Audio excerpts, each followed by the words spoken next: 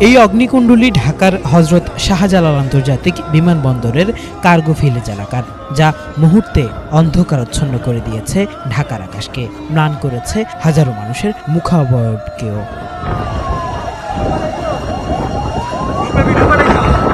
প্রাথমিকভাবে আগুনের সূত্রপাতের কারণ জানা না গেলেও ফায়ার সার্ভিস কন্ট্রোল রুম জানিয়েছে, শনিবার বেলা 2:30টার দিকে প্রথম আগুনের সংবাদ পান তারা।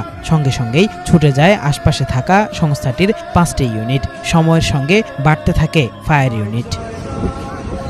শেষ খবর পাওয়া পর্যন্ত ঢাকা শহরে কাজ করা ফায়ার সার্ভিসের 36টি ইউনিট গিয়েছে এই আগুন নিয়ন্ত্রণে। কিন্তু আগুনের ভয়াবহতা এত বেশি যে মিলছে না কোনো কুলকিনারাই।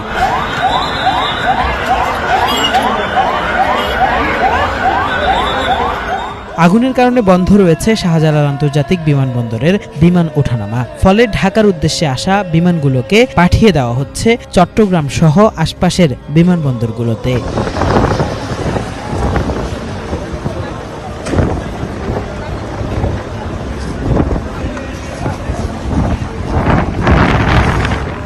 কেফায়েত শাকিল, বাংলা ভিশন, ঢাকা।